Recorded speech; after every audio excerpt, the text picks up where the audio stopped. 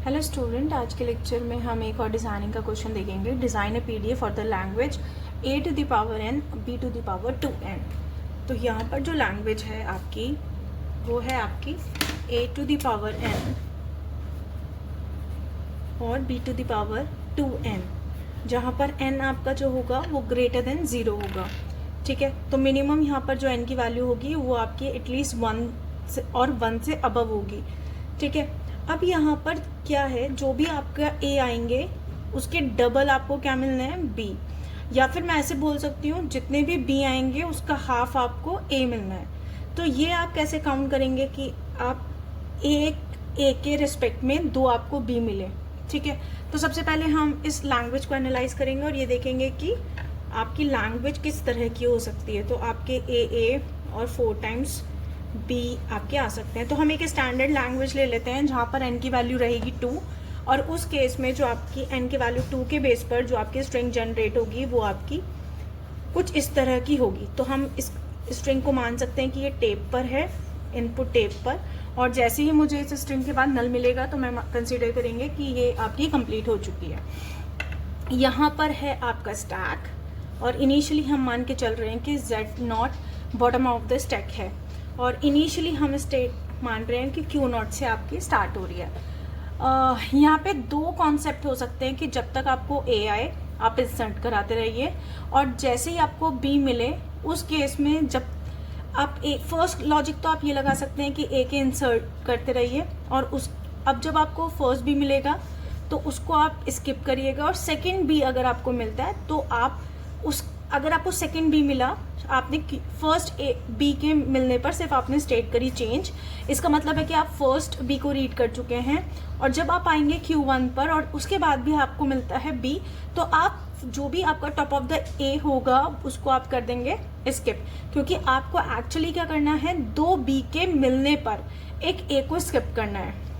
ठीक है, या फिर आप सेकेंड केस ये कर सकते हैं कि जैसे ही आपको A मिले, क्योंकि आपको पता है कि A आपको B का हाफ मिलेगा, तो आप जैसे ही आपको फर्स्ट A मिले तो आप उसको 2A इंसर्ट कर दें।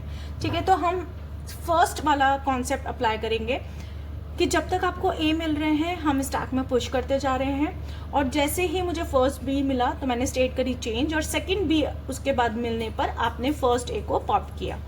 ठीक है, तो कुछ इस तरह का कॉन्सेप्ट लेंगे। तो देखते हैं इनिशियली स्टेट आपको, देखो अब यहाँ पर आपको सिर्फ A ही मिलना है इनिशियल पे, तो Q0 पर ऑलवेज स्टार्टिंग किससे होगी, ऑलवेज A से।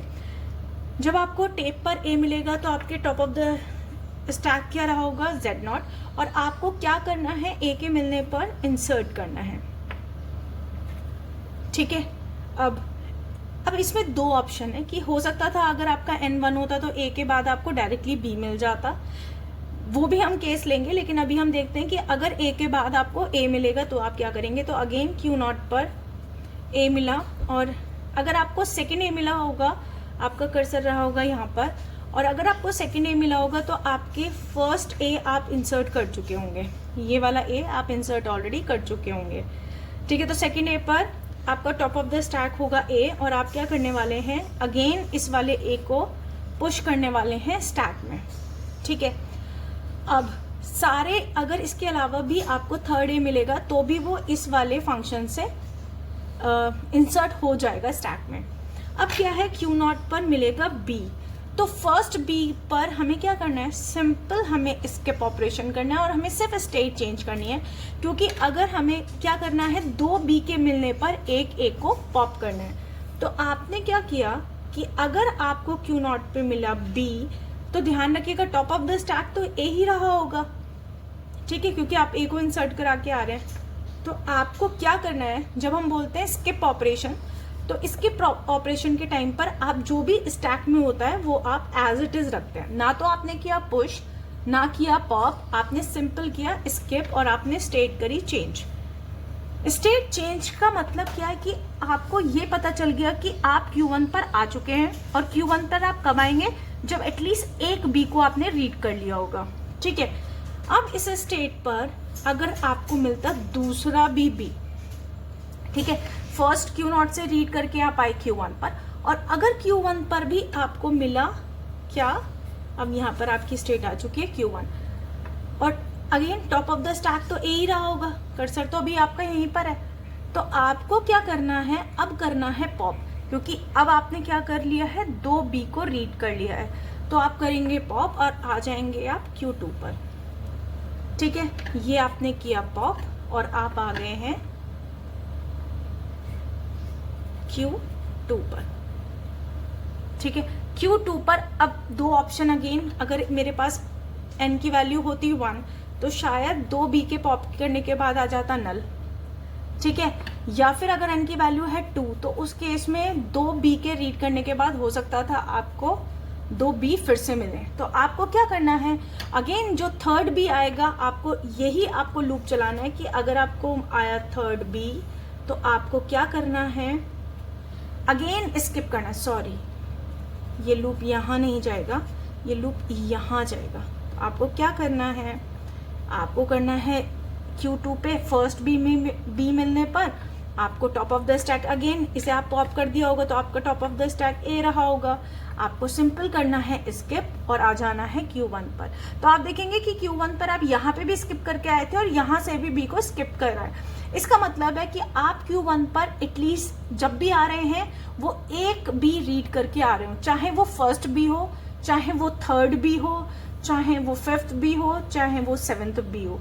तो ऑलवेज आप ऑड नंबर की वैल्यूज को ही आप रीड करके आ रहे होंगे B की। अब अगेन जो भी आपको, अगर आपने चला होगा फर्स्ट या फिर थर्ड, तो अगेन आपके थर्ड फोर्थ जब आपको मिलेगा, फोर्थ ये वाला B, तो आपको क्या करना है, अगेन फोर्थ एक अगर आपको आप रहेंगे Q1 पर और फिर से B मिलता है तो आपको करना है A को स्किप और फिर आप आ जाएंगे Q2 पर। और ऐसा करते करते अगर आपकी हो गई स्ट्रिंग नल, Q2 पे मिला आपको नल, तो ध्यान रखिएगा आप जब नल मिलेगा तो आपको टॉप ऑफ द स्टैक क्या रहा होगा, Z0, तो आप करेंगे स्किप और पहुंच जाएंगे फाइनल स्टेट पर। ठीक है, तो अब ये चाहे इनकी कितनी भी वैल्यू है, उन सारी वैल्यूज के लिए ये आपका ग्राफ वैलिड होगा, जहां पर जो आपकी लैंग्वेज है a to the power n b to the power 2n। I hope आपको ये पीडीए समझ में आया होगा। Thank you.